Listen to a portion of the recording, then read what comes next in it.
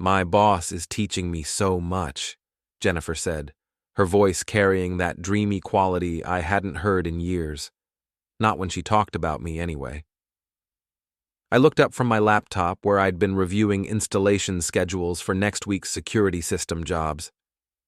My wife stood at the kitchen counter, phone pressed to her ear, completely absorbed in whatever conversation had put that glow on her face. Brad really sees potential in people, she continued, twirling a strand of her blonde hair around her finger like a teenager. He's not like other managers. He actually listens. The name Brad had been popping up in her conversations more frequently lately. Brad thinks this. Brad suggested that. Brad has such innovative ideas about the real estate market. I'd chalked it up to workplace enthusiasm. Jennifer had always been ambitious, always looking for the next rung on the ladder, but something about the way she said his name made my stomach tighten. I should go, she whispered into the phone. Derek's right here. The line went quiet and she turned toward me with a smile that didn't quite reach her eyes. Who was that? I asked, keeping my tone casual. Just Tina from work. We were discussing tomorrow's client presentation. Tina. Right. Except 30 seconds ago, she'd been talking about Brad like he was some kind of business guru who'd descended from corporate heaven to illuminate her career path. How's the presentation coming along? I closed my laptop and gave her my full attention. Oh, you know how it is. Brad's been working with me after hours to make sure everything's perfect. He's really hands-on with his team. Hands-on. The phrase hung in the air between us. That's great, honey. Sounds like you've got a good mentor. The best, she said. And there it was again, that dreamy quality, like she was talking about someone who'd saved her life instead of just her quarterly sales numbers. Jennifer moved around the kitchen with unusual energy, humming softly as she loaded the dishwasher. She'd been different these past few months. More vibrant, more confident.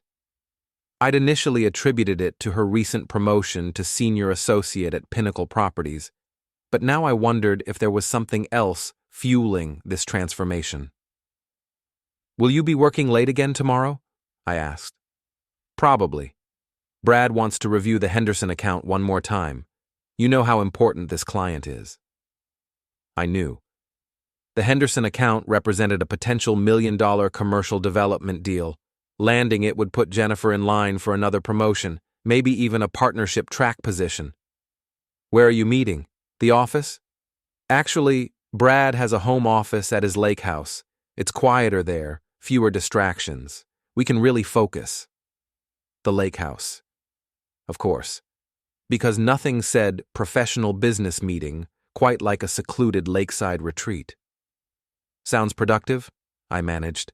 She kissed my cheek before heading upstairs. Don't wait up. We'll probably work pretty late. I sat alone in the kitchen, staring at the spot where she'd been standing. 22 years of marriage had taught me to read the subtle shifts in Jennifer's behavior. The way she avoided direct eye contact when discussing work, how she'd started taking her phone with her everywhere, even to the bathroom, the new clothes, the extra attention to her appearance, the sudden interest in staying fit. All perfectly innocent explanations existed for these changes. A demanding job, a desire to look professional, a mentor who pushed her to excel. But my gut was telling me a different story. I opened my laptop and pulled up our credit card statements. Nothing unusual jumped out immediately. Gas purchases, grocery stores, the usual suspects. But then I noticed a pattern in the restaurant charges. High-end places I'd never heard of, always on weekdays, always during what would be lunch hours. Business lunches, probably. Perfectly normal. Except Jennifer had always been a brown bag lunch person.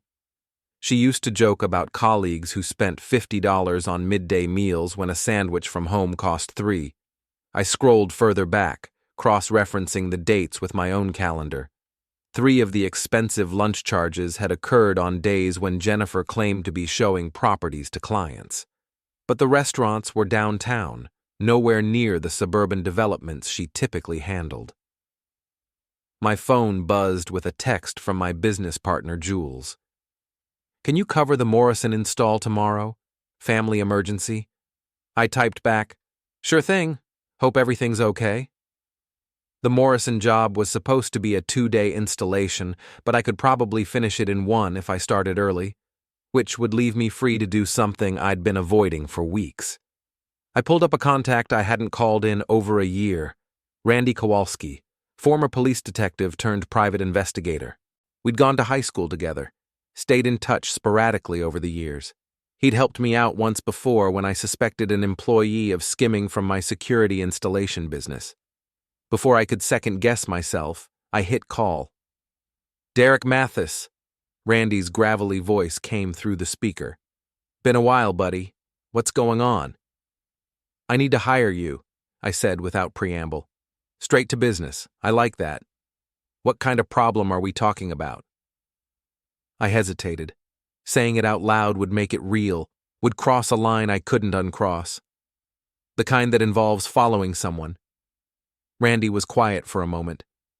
"Your wife?" "Maybe. I don't know. I hope I'm wrong."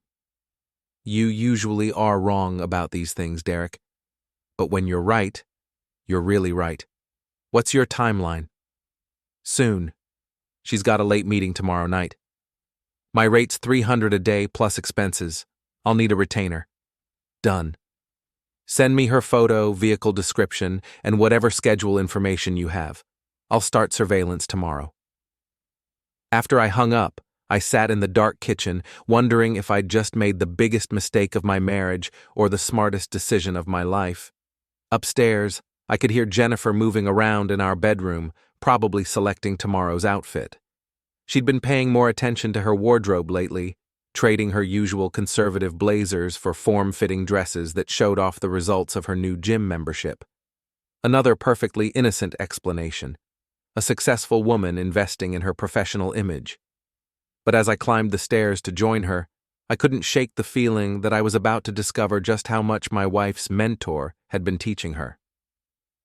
Randy called me at 7:30 the next morning while I was loading equipment into my van for the Morrison installation. "Your wife just left the house," he said without preamble. "Following at a distance. I'll check in later." The Morrison job kept me busy until late afternoon, running new security lines through a sprawling suburban home. Normally, the technical challenges would have absorbed my complete attention, but today I found myself checking my phone every few minutes. At 4:15, Randy finally called back. "We need to talk," he said. "Not over the phone." "That bad? Meet me at Murphy's bar in an hour. Bring cash for the rest of my fee." Murphy's was the kind of dive bar that hadn't changed its decor since the Carter administration. Dark wood paneling, flickering neon beer signs, and the lingering smell of cigarettes despite the smoking ban.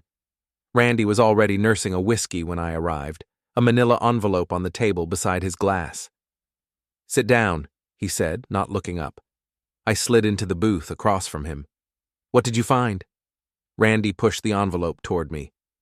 "Your wife met her boss at the Riverside Hotel downtown. They had lunch in the restaurant, then went upstairs to room 412, stayed for 2 hours. My hands felt numb as I opened the envelope. The first photo showed Jennifer and a tall, silver-haired man walking into the hotel lobby. She was laughing at something he'd said, her hand resting on his arm. The second photo caught them in the hotel restaurant, sitting close together at a corner table. Too close for a business lunch. Her fingers were intertwined with his across the white tablecloth. The third photo was a timestamp from the hotel elevator, showing them entering together at 1:23 p.m. The fourth was another timestamp, leaving the elevator at 3:47 p.m. "Brad Hutchins," Randy said, pointing to the man in the photos. 51 years old, married, 2 kids in college, owns Pinnacle Properties, drives a BMW, lives in a $4 million house on Lake Meridian.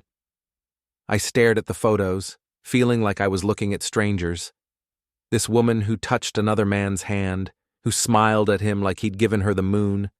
I didn't recognize her. "There's more," Randy continued. "I ran a background check on Hutchins. Guy's got a reputation. This isn't his first office romance. His wife divorced him 5 years ago, took him for half his assets. Then they remarried 6 months later. Word is she catches him cheating regularly, but stays for the money. How long has this been going on? Based on the hotel records I was able to access, at least 3 months. They've been meeting there twice a week, always the same room. Hutchins has it reserved indefinitely. I flipped through the remaining photos. Jennifer getting into Brad's BMW outside the hotel. The two of them at what looked like an expensive restaurant, her hand on his thigh under the table. More hotel timestamps spanning weeks. "I'm sorry, man," Randy said quietly. "I know this isn't what you wanted to hear." Actually, it is. The words surprised me as much as they surprised him. I mean, I didn't want it to be true, but I needed to know. "What are you going to do?" Good question. 22 years of marriage didn't just disappear because of some photos, did they? People worked through infidelity all the time, counseling, forgiveness, rebuilding trust. But as I looked at Jennifer's face in these pictures, the genuine happiness, the way she looked at Brad like he was everything she'd been missing, I realized this wasn't just about physical betrayal. She was in love with him. "I need more information," I said finally. "Can you keep watching them?" "Sure. But Derek, you need to think about what you're really looking for here. Evidence for a divorce attorney? Ammunition for a confrontation? Or are you just torturing yourself?" "I don't know yet." Randy finished his whiskey. "Fair enough. I'll keep documenting everything. But be careful, man. Once you start down this road, there's no going back to ignorance." I drove home in a daze, the envelope of photos on the passenger seat like a radioactive package. Jennifer's car was already in the driveway when I arrived. She'd beaten me home despite her claim about working late. She was in the kitchen, still wearing the blue dress from the photos, preparing dinner like nothing had changed. "How was your day?" she asked, not looking up from the cutting board where she was chopping vegetables. "Productive. Got the Morrison job finished ahead of schedule." "That's great, honey. I know you've been working hard lately." The casual normalcy of the conversation felt surreal. Here we were, discussing our days like any married couple, while photos of her with another man sat 30 feet away in my van. "How was your meeting with Brad?" "Really good. We're making excellent progress on the Henderson account. I think we've got a real shot at landing it." She was lying so smoothly, so naturally. No hesitation, no tells. How long had she been perfecting this skill? "Where did you meet again?" "His lake house. I told you, remember? It's much quieter than the office." Another lie. They'd been at the Riverside Hotel in room 412 for 2 hours. But she delivered the falsehood with the same casual tone she'd used to comment on the weather. "Sounds like a nice setup for getting work done." It really is. Brad's got this amazing home office overlooking the water. Very inspiring environment. I wondered if she'd actually seen his lake house, or if that was just another layer of fiction she'd constructed to explain away her absences. "Will you be working late again tomorrow?" "Probably. We're really in crunch time with this presentation. More hotel room meetings, most likely. More lies delivered with that same innocent smile." "I'm proud of you," I said, testing her reaction. "This promotion has really brought out the best in you." For just a moment, something flickered across her face. Guilt? Regret? But it was gone so quickly I might have imagined it. "Thanks, Derek. That means a lot." She kissed my cheek before turning back to the stove, and I caught a whiff of unfamiliar cologne clinging to her hair. That night, lying in bed beside her, I stared at the ceiling and wondered how long this had been going on. Not just the physical affair, but the emotional distance. When had she stopped seeing me as a partner and started viewing me as an obstacle to her happiness? Jennifer's breathing evened out into the rhythm of sleep, but I remained awake, processing everything Randy had shown me. The photos were just evidence of what I'd already suspected. The real revelation was how easily she'd been lying to me, how naturally deception had become part of her daily routine. Tomorrow, I'd call Randy and tell him to keep watching. Not because I needed more proof of the affair, but because I needed to understand the full scope of what I was dealing with. Jennifer had been learning from her mentor, all right, but I was about to become a student myself. Randy's call came 3 days later while I was installing a security system at a downtown office building. "You need to see this," he said. "Meet me at my office in an hour." Randy's PI office occupied the second floor of a converted warehouse, all exposed brick and industrial lighting. He had photos spread across his desk like a crime scene investigation. "Your wife's been busy," he said as I sat down. "The hotel meetings are just the tip of the iceberg." He handed me a new set of photos. Jennifer and Brad at an upscale restaurant I recognized from her credit card statements. Jennifer getting into Brad's BMW outside a jewelry store. Jennifer and Brad entering what looked like a luxury apartment building. "That's Brad's downtown condo," Randy explained. "He keeps it for what he calls business purposes. Your wife's been there 4 times in the past week." 4 times? Monday lunch hour, Wednesday evening, Friday afternoon, and yesterday around 2 p.m. She's been telling people at work that she's out showing properties. I studied the timestamps. Wednesday evening was when she'd claimed to be at her book club. Friday afternoon was supposedly a dental appointment. "There's something else," Randy continued. "I've been monitoring their communications." He handed me printouts of text messages. I recognized Jennifer's number, but seeing her private thoughts laid out in black and white hit me like a physical blow. "Brad, missing you already, Jennifer. Last night was incredible. I can't stop thinking about you." "Brad, same here. When can I see you again?" "Jennifer, Derek's working late tomorrow. Your place?" "Brad, can't wait to hold you again." The messages went on for pages. Intimate conversations, planning their meetings, discussing how to avoid detection. But what struck me most was the tone. This wasn't just lust or excitement. They were talking like people in love. "Jennifer, I've never felt this way before. You make me feel alive again, Brad. You deserve so much more than what you have. I want to give you everything. Jennifer, sometimes I wonder what my life would be like if I'd met you first." "Brad, it's not too late to start over. How did you get these?" I asked. "Let's just say your wife isn't as careful with digital security as she should be.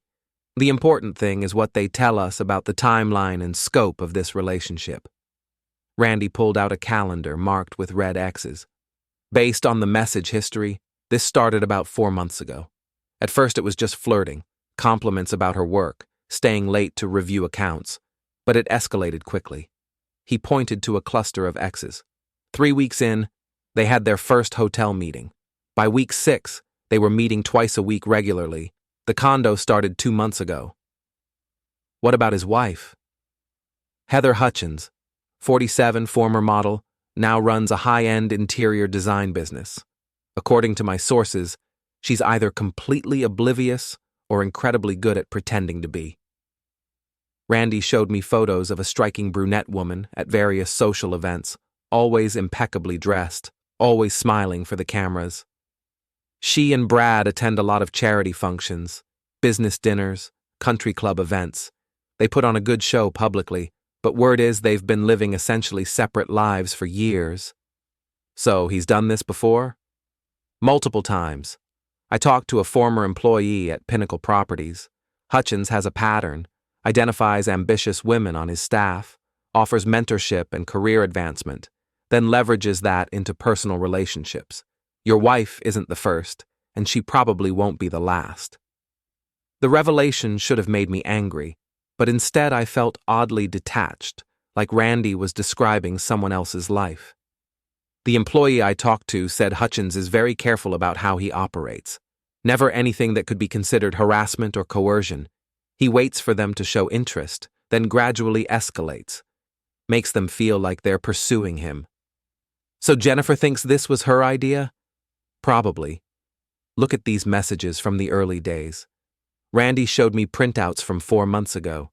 Jennifer initiating conversations about work, then gradually shifting to more personal topics, asking Brad for advice about her marriage, her career goals, her feelings of being underappreciated.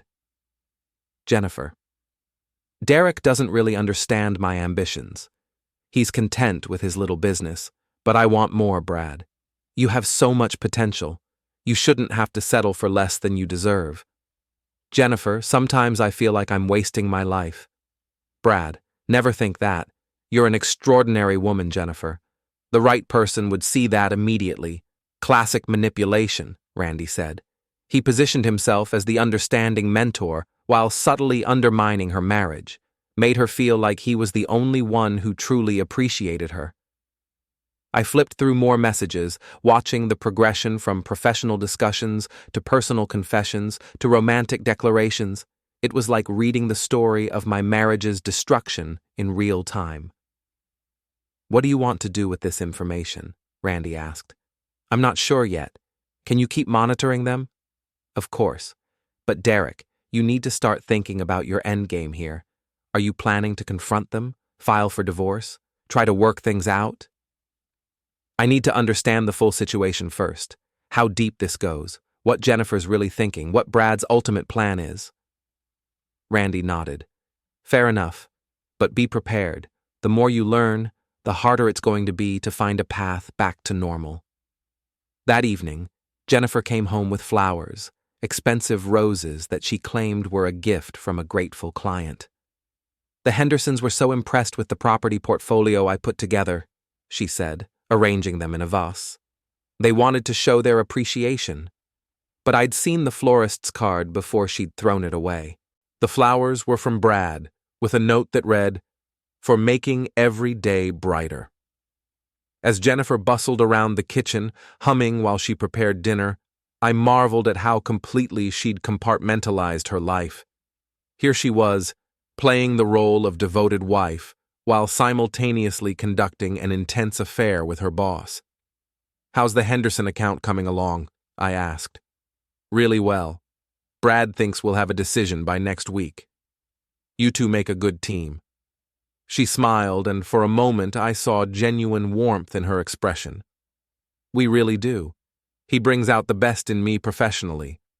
And personally, apparently. But she delivered the statement with such sincerity that I almost believed she was only talking about work. I'm lucky to have found such a good mentor, she continued. Not everyone gets that kind of support in their career. Support. That's what she was calling it. He sounds like a special guy. He really is. You'd like him, Derek. He's got that same entrepreneurial spirit you do, but on a much larger scale. The casual way she suggested I'd like the man who was sleeping with my wife was perhaps the most surreal moment yet in this entire situation. Maybe I'll meet him sometime. I'd like that, she said, and I could tell she meant it. In Jennifer's mind, apparently, there was no contradiction between loving her husband and having an affair with her boss. That night, as she slept peacefully beside me, I stared at the ceiling and wondered what kind of person I was married to. The woman who could lie so effortlessly, who could compartmentalize so completely, who could suggest I'd like her lover.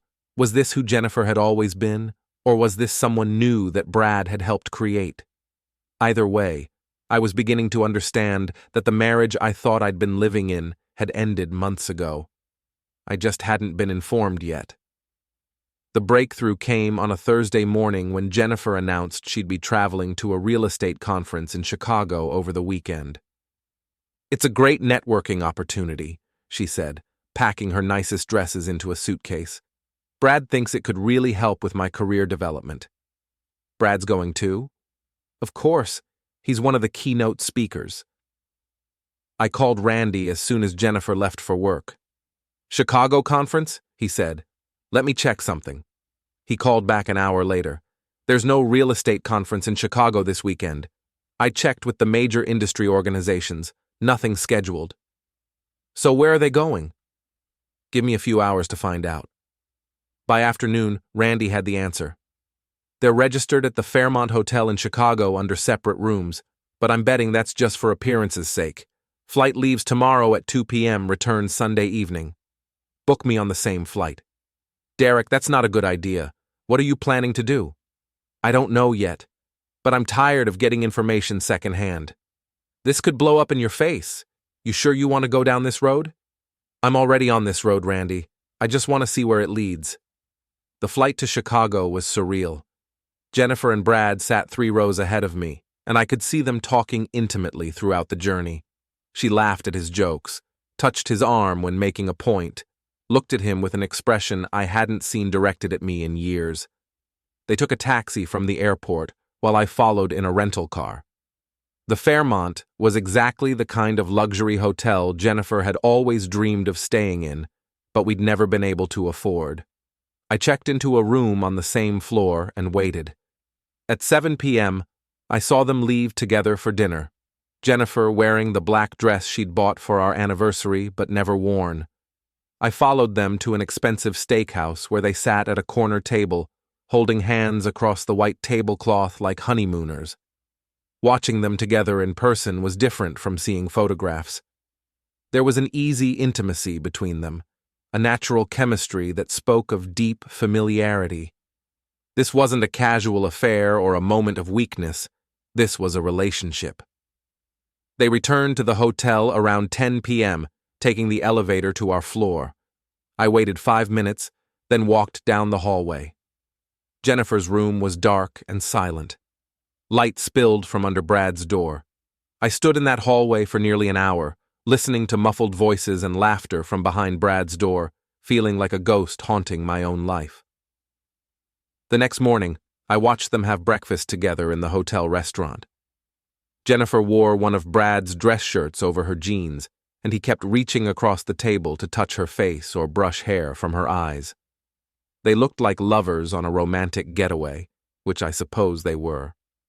"The Henderson account is going to change everything for us," I heard Jennifer say as I passed their table. "For us," Brad replied. "I like the sound of that. I've been thinking about what you said, about starting over. And maybe it's time to stop pretending this is just about work." Brad reached for her hand. "I've been hoping you'd say that." I kept walking, but their words followed me. Jennifer was talking about leaving me, not just having an affair, but actually ending our marriage to be with Brad. That afternoon, while they were at what Jennifer had called a networking session, I used my security installation skills to gain access to Jennifer's hotel room. Her laptop was on the desk, still logged into her email. What I found there changed everything. Jennifer had been corresponding with a divorce attorney for the past month. She'd already started the process of cataloging our assets, exploring her options for property division, researching the best way to minimize the impact on her career. But more damaging were her emails to her sister Karen, detailing her plans. "Karen, I know this seems sudden, but I've never been happier. Brad makes me feel like the woman I was meant to be. Derek's a good man, but we've grown apart. He's content with his small life, but I want more. Brad can give me everything I've ever dreamed of. I'm going to tell Derek when we get back from Chicago. Brad thinks I should wait until after the Henderson deal closes, but I can't keep living this lie. It's not fair to any of us. I know you think I'm making a mistake, but you don't understand what it's like to finally find someone who sees your potential. Brad believes in me in a way Derek never has." There were dozens of similar messages, painting me as a well-meaning but limited husband who was holding her back from her true destiny. She'd rewritten the story of our marriage, casting herself as the unfulfilled woman and me as the obstacle to her happiness. The most painful email was one she'd sent just that morning. "This weekend has been perfect. Being with Brad without having to sneak around, without having to lie about where I am. This is how life should be. I can't go back to pretending Derek and I have a real marriage. It's time to be honest about what I want." I closed the laptop and sat in Jennifer's hotel room, surrounded by her things, processing what I'd learned. This wasn't just an affair that might burn itself out, or a midlife crisis she might recover from. Jennifer had made a decision to leave me and build a new life with Brad. The woman I'd been married to for 22 years was planning to destroy our life together, and she'd convinced herself it was the noble thing to do. My phone buzzed with a text from Jennifer. "Conference running late. Don't wait up for me tonight. Even now, even while planning to leave me, she was still lying. I spent the rest of the weekend in Chicago like a detective gathering evidence for a case I didn't want to prosecute. I documented their movements, their public displays of affection, their obvious comfort with each other. On Sunday evening, we took the same flight home. Jennifer sat beside Brad, her head on his shoulder as she dozed. When she woke up, he kissed her forehead, and she smiled with such contentment that I had to look away. At the airport, they said goodbye with a long embrace that looked like lovers parting, not colleagues ending a business trip. Jennifer came home that night glowing with happiness, full of stories about the conference and the networking opportunities she'd discovered. It was exactly what I needed, she said as she unpacked. Sometimes you need to get away from your routine to see things clearly. She had no idea how clearly I was seeing things now. Did you learn a lot from Brad's presentation? So much. He's brilliant, Derek. The way he thinks about market trends, client psychology. I feel like I'm finally working with someone who operates on my level. She was telling me about her plans to leave me, and she didn't even realize it. That night, as Jennifer slept peacefully beside me, probably dreaming about her new life with Brad, I made my own decision. If Jennifer wanted to play games, I was ready to learn the rules. The next morning, I called in sick and drove to Randy's office with a new sense of purpose. "You look different," he said as I sat down across from his desk. "What happened in Chicago?" I told him about the hotel surveillance, Jennifer's emails, her plans to leave me for Brad. "So what's your move?" Randy asked. "I need to understand everything before I act. How long have they been planning this? What's Brad's real situation with his wife? What's Jennifer's timeline for leaving me? You want me to dig deeper?" "Much deeper. I need to know about their finances, their long-term plans, any vulnerabilities I can use." Randy raised an eyebrow. "Use for what?" "I haven't decided yet. But when Jennifer finally gets around to telling me she wants a divorce, I want to be prepared." Over the next 2 weeks, Randy compiled a comprehensive dossier on Brad Hutchins and his relationship with my wife. What he discovered was even worse than I'd imagined. Brad had been planning this seduction for months, carefully researching Jennifer's background, her marriage, her ambitions. He'd identified her as the perfect target, attractive, ambitious, and frustrated with her current situation. "Look at this," Randy said, showing me printouts of Brad's own emails. He was discussing Jennifer with his business partner 6 months ago, before anything physical happened. The emails were coldly calculating. Jennifer Mathis has real potential, but she's held back by her domestic situation. Her husband runs a small security business, competent but limited vision. She's ready for someone who can match her ambitions. The Henderson account would be perfect for bringing her into my inner circle. High stakes, lots of late-night strategy sessions, opportunities to build personal connection alongside professional mentorship. "He planned this entire thing," I said, feeling sick. "Gets worse. Look at his pattern with previous affairs." Randy showed me information about 3 other women Brad had pursued over the past decade. Each followed the same template.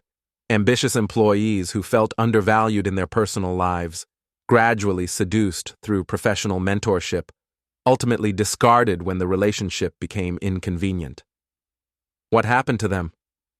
2 left the company quietly after the affairs ended.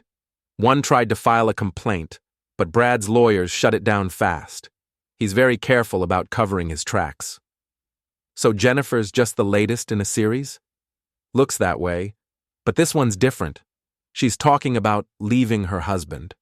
The others were content with just having affairs. Randy pulled out another file. Here's the really interesting part. Brad's wife, Heather, isn't as oblivious as everyone thinks.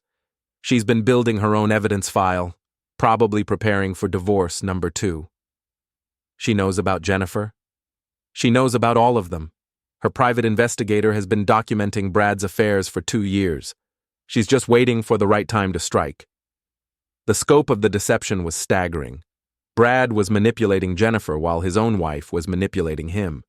Jennifer thought she was entering a grand romance, but she was actually just the latest pawn in multiple people's games.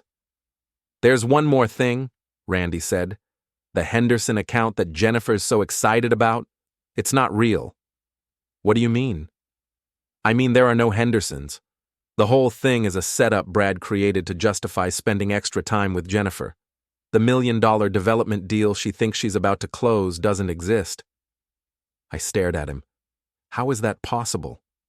Brad's been using fake clients to manipulate employees for years, creates fictional accounts that require lots of research and client meetings that are actually just opportunities for private time. Jennifer's been working on a completely imaginary deal. She's going to be devastated when she finds out. If she finds out. Brad's very good at making these fake accounts disappear when they've served their purpose. He'll probably tell her the clients decided to go with another firm. I sat back in my chair, overwhelmed by the layers of deception surrounding my wife's affair. Jennifer thought she was choosing between two men who loved her, but she was actually just a temporary diversion for a serial manipulator. "What do you want to do with this information?" Randy asked. "I want to document everything. Every meeting, every lie, every fake client interaction. When this all comes crashing down, I want a complete record. And then? Then I'm going to teach both of them about consequences." Over the following days, I developed my own strategy. If Jennifer wanted to play games, I'd show her how the game really worked. I started by quietly securing our finances, moved money from joint accounts into individual accounts she couldn't access, made copies of all our important documents, started documenting her lies and absences, but more importantly, I began planning how to expose the truth in a way that would have maximum impact. Jennifer came home each evening glowing with excitement about the Henderson account, sharing details about her progress with Brad, talking about how this deal would transform her career. "Brad thinks I'm ready for a partnership track position," she said one night over dinner. "Can you imagine? Me, a partner at Pinnacle Properties." "That would be amazing," I replied, knowing the whole thing was fiction. "He's been such an incredible mentor. I don't know what I did to deserve someone who believes in me so much." "You were selected," I thought. "Researched, targeted, and manipulated by an expert. You've worked hard for this opportunity." "I have, but Brad's the one who saw my potential. He's the one who's been pushing me to think bigger." She was so convinced of Brad's sincerity, so grateful for his attention, that she couldn't see she was being used. That night, as Jennifer slept beside me, I made my final decision about how to handle the situation. I wasn't going to confront them privately or file for divorce quietly. I wasn't going to let Jennifer leave me for a man who was already planning to discard her.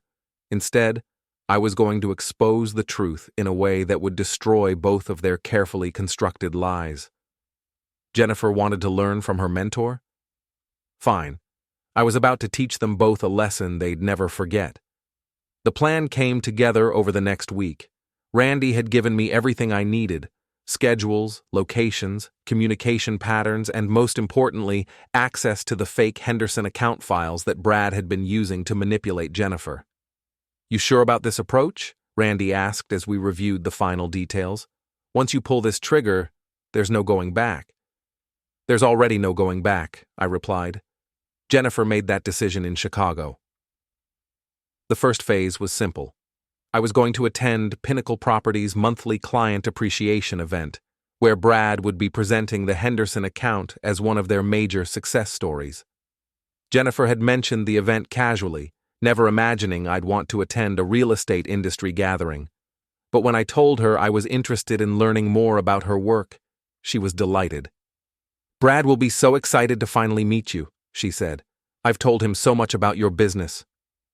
I bet she had. The event was held at the Riverside Country Club, the same venue where Brad and Jennifer had had several of their business lunches. About 50 people attended: real estate agents, clients, industry partners, and spouses. Jennifer looked stunning in a red dress I'd never seen before, clearly bought for the occasion. She introduced me to her colleagues with genuine pride, playing the role of devoted wife while her lover watched from across the room. Brad Hutchins was exactly what I'd expected. Tall, silver-haired, expensively dressed, with the kind of practiced charm that made people feel special while he evaluated their usefulness to him. "Derek," he said when Jennifer finally introduced us, gripping my hand with calculated firmness.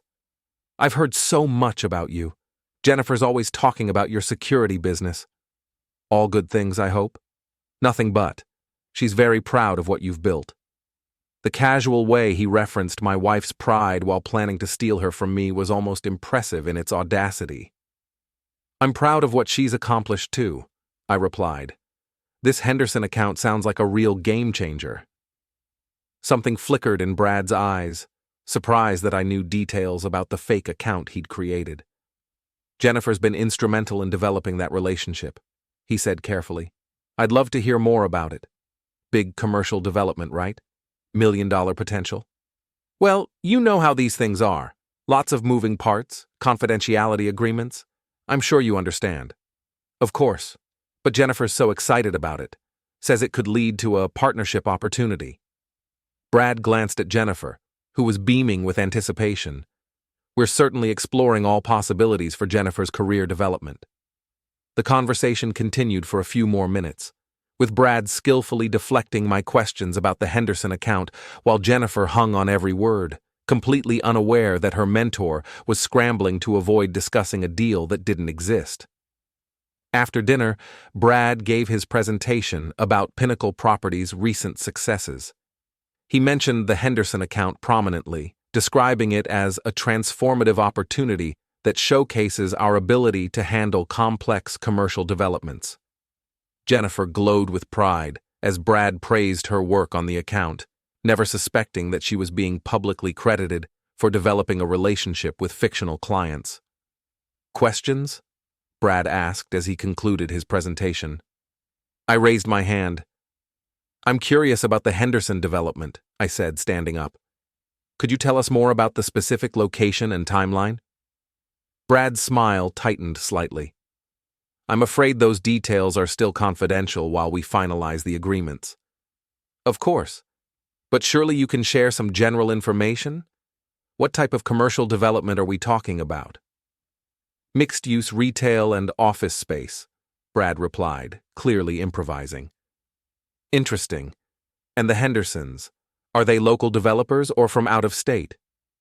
"They prefer to maintain their privacy during the negotiation process." I nodded thoughtfully. That makes sense. I actually do some security work for commercial developers, so I was wondering if there might be opportunities to bid on the Henderson project. The room had grown quiet, with everyone listening to our exchange. Jennifer was looking at me with surprise and pride, thinking I was showing interest in her work.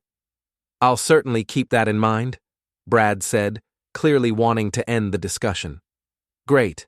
Should I reach out to the Hendersons directly, or would you prefer to make the introduction?" Brad's composure cracked slightly. "As I mentioned, they value their privacy." "No problem. What's their company name? I can do some research on my own." The silence stretched for several seconds before Brad recovered. "Let's discuss this privately after the event. I don't want to bore everyone with business details." But the damage was done.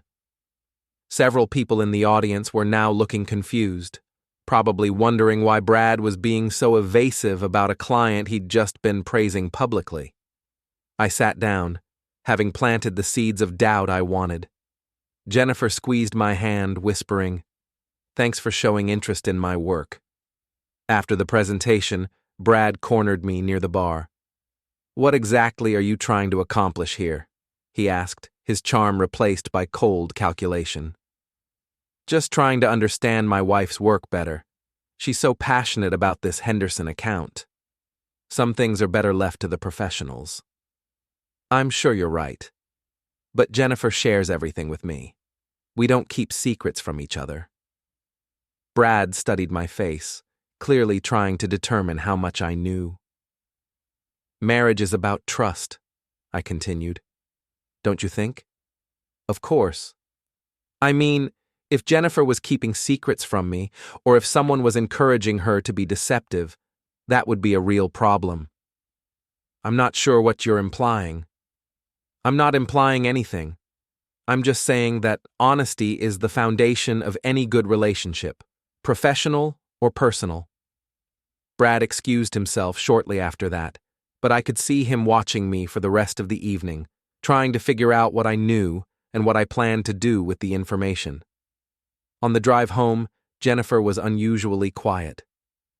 Everything okay? I asked. You seemed very interested in the Henderson account tonight. Just trying to understand what you're working on. You've been so excited about it. Brad seemed uncomfortable with your questions. Did he? I thought he handled them well. Jennifer was quiet for a moment. Derek, is everything okay between us? You've seemed different lately. The question caught me off guard. Despite all her lies and deception, some part of Jennifer was still tuned into my emotional state. Everything's fine, I said, just trying to be more supportive of your career. I appreciate that, but maybe next time let me know if you're planning to ask detailed questions about my accounts. It puts me in an awkward position. Why would it be awkward? Because clients expect discretion. When you start asking specific questions in public, it makes Brad look like he can't control confidential information. So now she was protecting Brad's reputation while criticizing my behavior. The loyalty shift was complete. I'll be more careful next time, I said. But there wasn't going to be a next time. Phase 2 of my plan was already in motion. The next morning, I made a phone call that would change everything. Mrs. Hutchins, this is Derek Mathis. I think we need to talk. Heather Hutchins agreed to meet me at a coffee shop downtown, away from the social circles where she and Brad were known as the perfect power couple. She was even more striking in person than in the photos Randy had shown me. Tall, elegant, with the kind of understated confidence that came from years of dealing with her husband's infidelity. So, you're Jennifer's husband, she said, as we sat down at a corner table. I've been wondering when we'd finally meet. You know about Jennifer? I know about all of them. The question is, what do you plan to do about it? Heather's directness surprised me. I'd expected denial or defensiveness, not this calm acknowledgement of her husband's pattern. I'm still figuring that out. What about you? She smiled, but there was no warmth in it. I've been planning my exit strategy for 2 years. Your wife is just the catalyst I've been waiting for. Catalyst for what? Brad's previous affairs were discreet, temporary diversions that burned out quickly. But Jennifer's different. She's actually talking about leaving her husband. That makes her a threat to our financial arrangement. Financial arrangement? Our marriage is essentially a business partnership now. We maintain appearances, attend social functions together, present a united front for his clients. In exchange, I get to live very comfortably and build my interior design business using his connections. She sipped her coffee, studying my reaction. But if Brad leaves me for Jennifer, I lose everything. The house, the social status, the business connections. I can't let that happen. So what's your plan? Complete destruction. I'm going to expose Brad's pattern of manipulating employees, his use of fake accounts to justify affairs, his history of promising women things he never delivers. Heather opened her purse and pulled out a thick folder. 2 years of documentation. Photos, emails, financial records, testimony from his previous victims. Enough to destroy his business and his reputation permanently. Why are you telling me this?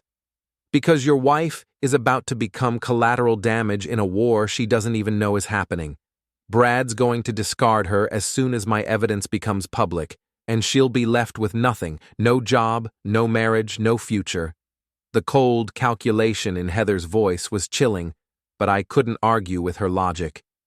What do you want from me? Help me time this perfectly. I want Jennifer to understand exactly what kind of man she's been planning to leave you for. Over the next hour, Heather laid out her strategy. She was planning to release her evidence at Pinnacle Properties' annual awards banquet, where Brad would be receiving recognition for his outstanding leadership and mentorship. Maximum impact, she explained. All of his clients, employees, and industry contacts will be there. By the time the evening ends, Brad Hutchins will be finished in this town. And Jennifer? We'll finally see the truth about her mentor. I thought about Jennifer's excitement over the Henderson account, her plans to leave me for Brad, her belief that she'd found someone who truly understood her potential. "There's something else you should know," I said, and told Heather about the fake Henderson account. Her expression hardened. That's a new low, even for Brad, creating fictional clients to manipulate employees. Jennifer has no idea. She thinks she's about to close the biggest deal of her career, which makes the revelation even more devastating. She's not just going to lose Brad. She's going to discover that her entire professional relationship with him was built on lies. We spent another hour coordinating our plans. Heather would handle the public exposure of Brad's affairs and business practices. I would focus on making sure Jennifer understood the full scope of how she'd been manipulated. "One question," I said as we prepared to leave. "Why didn't you just divorce him quietly? Take your half and move on?" "Because Brad destroys people casually, without consequences. He's ruined careers, broken up marriages, damaged lives, all for his own amusement. Someone needs to make him pay for that." "And you don't mind destroying Jennifer in the process?" "Jennifer made her choice when she decided to pursue a married man. She's not an innocent victim. She's a willing participant who was planning to wreck my marriage for her own benefit." I couldn't argue with that assessment. Jennifer had known Brad was married, had known their affair would hurt his wife, but had pursued the relationship anyway because it served her ambitions. "When?" I asked. "Next Friday. The awards banquet. Brad will be at the height of his triumph when everything comes crashing down." That gave me 1 week to prepare Jennifer for the revelation that her entire new life was built on lies. I spent the drive home thinking about the woman I'd married 22 years ago. The Jennifer I'd fallen in love with had been ambitious but ethical, driven but compassionate. When had she become someone who could casually destroy other people's marriages for her own advancement? Or maybe she'd always been that person, and I'd just been too naive to see it. That evening, Jennifer came home glowing with excitement. "Great news," she said, practically bouncing as she set down her purse. "Brad thinks the Henderson deal is going to close next week, right before the awards banquet." "That's wonderful. It's perfect timing. Brad's receiving the leadership award, and he wants to announce the Henderson success as part of his acceptance speech. He's going to give me full credit for developing the relationship. You'll be the star of the show." Can you believe it? A year ago, I was just another agent showing suburban houses, and now I'm about to be recognized as the person who landed Pinnacle's biggest account of the year. The enthusiasm in her voice was heartbreaking. Jennifer had no idea she was about to become the center of a very different kind of attention. "Are you planning to attend the banquet?" she asked. I wouldn't miss it. "Really? You've never wanted to go to my work events before?" "This one sounds special. I want to see you get the recognition you deserve." Jennifer hugged me, and for a moment I felt a flash of the connection we'd once shared. "Thank you for being supportive, Derek. I know this has been a busy time for me, and I haven't been as present at home as I should be. You're building something important." "I am, and after next week everything's going to be different." She had no idea how right she was. The Pinnacle Properties Awards banquet was held at the Grand Ballroom of the Riverside Hotel, the same hotel where Jennifer and Brad had been conducting their affair for months. The irony wasn't lost on me. Jennifer looked radiant in a silver gown she'd bought specifically for the occasion, her hair professionally styled, her makeup perfect. She was dressed for the triumph she expected, not the devastation that was coming. "You look beautiful," I told her as we walked into the ballroom. "Thank you. I want everything to be perfect tonight." The room was filled with Pinnacle Properties clients, employees, and industry partners. Brad worked the crowd like the seasoned politician he was, accepting congratulations on his upcoming leadership award, while Jennifer stayed close to his side, basking in reflected glory. Heather Hutchins sat at a table near the front, elegant and composed, giving no indication that she was about to detonate a bomb that would destroy half the people in the room. "There's Heather," Jennifer said, waving at Brad's wife. "I should go say hello." "Good idea." I watched Jennifer approach Heather's table, completely unaware that she was greeting the woman whose marriage she'd been helping to destroy. "Jennifer," Heather said with a smile that didn't reach her eyes, "you look lovely tonight." "Thank you. I'm so excited about Brad's award. He deserves this recognition." "He certainly does. Brad's always been very good at getting what he wants." Jennifer missed the edge in Heather's voice, too focused on her own anticipation to notice the warning signs. Dinner proceeded normally, with industry small talk and the usual corporate networking. Brad gave a brief speech thanking everyone for their support, building anticipation for the main awards ceremony. "Before we begin tonight's presentations," the Master of Ceremonies announced, "we have a special video tribute to our Leadership Award recipient." The lights dimmed, and a large screen descended from the ceiling. I felt Heather tense beside me, preparing for her moment. But instead of the expected tribute video, the screen filled with a very different kind of presentation. Photos of Brad with various women appeared in sequence: hotel entrances, restaurant meetings, intimate moments captured by private investigators. Jennifer's face was prominently featured in the recent images, but she was clearly just the latest in a long series. The room erupted in shocked murmurs as the scope of Brad's affairs became clear. But Heather wasn't finished. The photos were followed by email screenshots, showing Brad's cold calculation in planning his seductions. His messages about Jennifer were particularly damning. "Jennifer Mathis is perfect for the Henderson project. Ambitious enough to be flattered by the attention, frustrated enough at home to be receptive to alternatives. The fake Henderson account is working perfectly. She's so grateful for the opportunity that she's not questioning any of the details. Once the Henderson fiction has served its purpose, I'll let her down gently. Tell her the clients decided to go elsewhere. She'll be disappointed, but won't suspect the whole thing was fabricated." Jennifer's face went white as she read her lover's true assessment of their relationship. Around the room, people were pulling out their phones, recording the presentation, ensuring that Brad's humiliation would be permanent and public. But Heather's masterstroke was yet to come. The final section of the presentation detailed Brad's pattern of using fake accounts to manipulate employees. The Henderson development was just the latest fiction in a long series of imaginary deals designed to justify private time with female staff members. "Ladies and gentlemen," Heather's voice came through the sound system as she took control of the microphone, "I present to you the real Brad Hutchins, serial manipulator, habitual liar, and a man who destroys lives for his own amusement." Brad had gone from confident to panicked to completely defeated in the span of 10 minutes.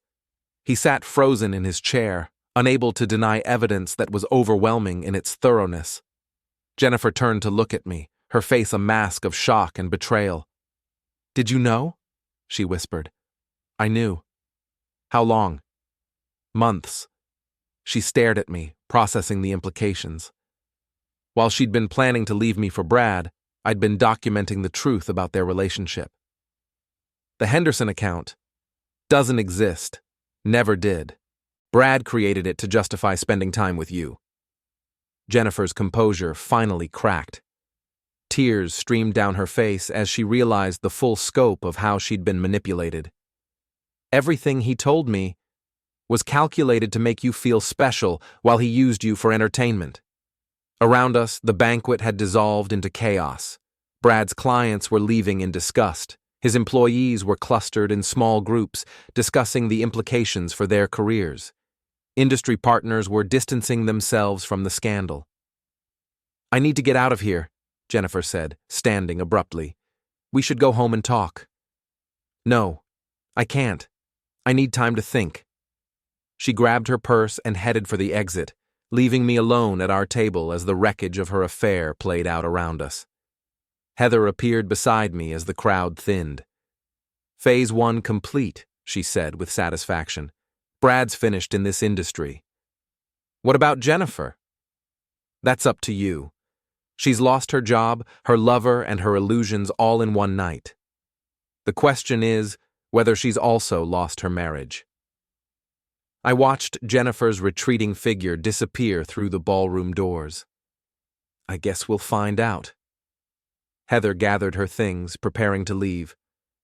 "For what it's worth, your wife wasn't the only person Brad fooled. He's very good at making people believe they're special to him." "But she chose to pursue a married man. That's on her." "Yes, it is. Just remember that, when you decide what comes next."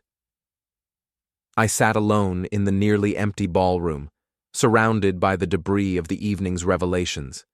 Waiters were clearing tables, custodians were folding chairs, and the last few stragglers were discussing the scandal in hushed tones. My phone buzzed with a text from Jennifer. "Staying at Karen's tonight. Need space to process everything." I typed back, "We need to talk soon." Her response came immediately. "I know, but not tonight. Tonight I just need to figure out who I am without all the lies." I drove home alone, to a house that felt different now that all the secrets were finally in the open. Jennifer's deception was exposed, Brad's manipulation was public knowledge, and our marriage was hanging in the balance. But for the first time in months, I felt like I could breathe clearly. The truth, however devastating, was better than living in a web of lies. Now we'd see if Jennifer felt the same way.